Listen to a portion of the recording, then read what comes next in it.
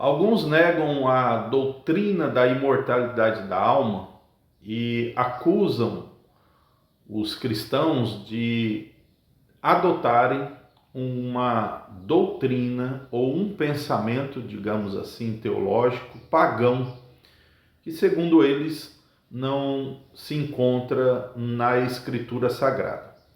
Infelizmente, essa acusação vem também de alguns do arraial cristão protestante.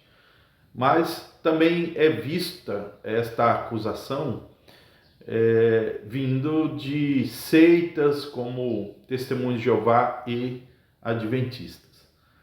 Eu vou ler aqui uma passagem no livro de Apocalipse, que para mim é um dos textos, mais claros na Bíblia, que ensina e pressupõe a imortalidade da alma. Em Apocalipse capítulo 6, a partir do versículo de número 9, a Bíblia nos diz da seguinte maneira: quando o cordeiro quebrou o quinto selo, vi debaixo do altar as almas daqueles que tinham sido mortos por causa da palavra de Deus e por causa do testemunho que deram.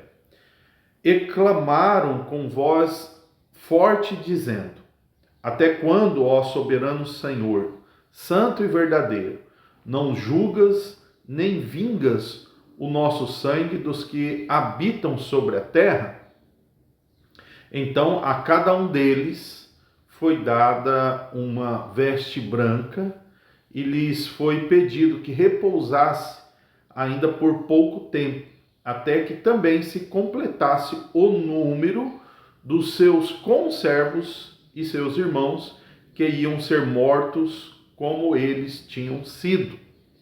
Então vejamos aqui que essa passagem, ela possui claramente os elementos da imortalidade da alma. É muito interessante que os que são contra essa doutrina, esse pensamento, eles tentam destruir o texto fazendo perguntas erradas, porque eles partem do mesmo ponto que partem sobre a parábola do rico e Lázaro. Eles dizem, é parábola, então não é literal.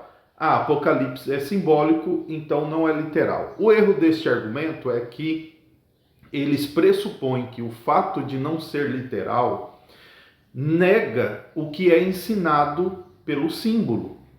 Então veja, não se pode interpretar uma parábola ou os símbolos proféticos no sentido de negar o que é simbolizado. Porque uma coisa é o símbolo, outra coisa é aquilo que é simbolizado. Então aqui o que nós temos nessa construção apocalíptica? O cordeiro quebrando o selo, ou seja, abrindo os segredos, e aqui dizendo que João viu as almas dos que foram mortos. E essa é uma linguagem que qualquer mortalista vai ter dificuldade, ele não usa e ele não pode usar. E aqui o texto está dizendo que João viu debaixo do altar as almas dos que foram mortos. Os mortalistas vão dizer, não, aqui é símbolo de sangue. É interessante que essas almas clamam por justiça pelo sangue que foi derramado. Então, João poderia ter usado que o sangue clamava, mas usou a alma que clamava pelo sangue. Então, é até um descompasso lógico aqui na argumentação mortalista.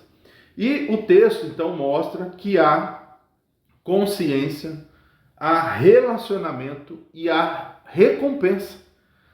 Observemos então que se fizermos as perguntas corretas para o texto e deixarmos que o texto fale por si mesmo, nós não iremos destruir o texto com a nossa hermenêutica mortalista, com a nossa camisa de força mortalista.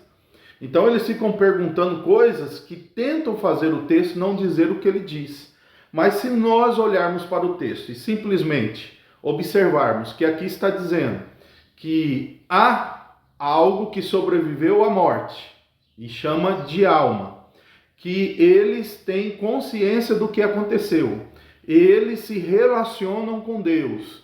Eles então recebem um tipo de recompensa, uma vestimenta ali para que eles aguardem mais tempo. E ainda pessoas que irão sofrer a mesma morte que eles sofreram. Então esse texto, né, e outros, mas esse texto ele destrói de morte qualquer pensamento mortalista. Então, aqueles que pensam que a alma ou o espírito morrem ou deixam de existir após a morte, possuem um obstáculo intransponível aqui nesse texto. Então, gostaria que você refletisse melhor sobre isso. E você que é testemunho de Jeová, adventista ou mortalista, que olhasse para esse texto e deixasse ele falar o que ele diz, e não você dizer o que ele não diz, né? Então, há aquela chamada hermenêutica da implosão, né? Eles colocam dinamites no pé do texto, implode ele para ele não dizer o que está dizendo. Aqui é um exemplo claro de que o pressuposto da imortalidade da alma está presente na Escritura Sagrada. Que Deus te ilumine.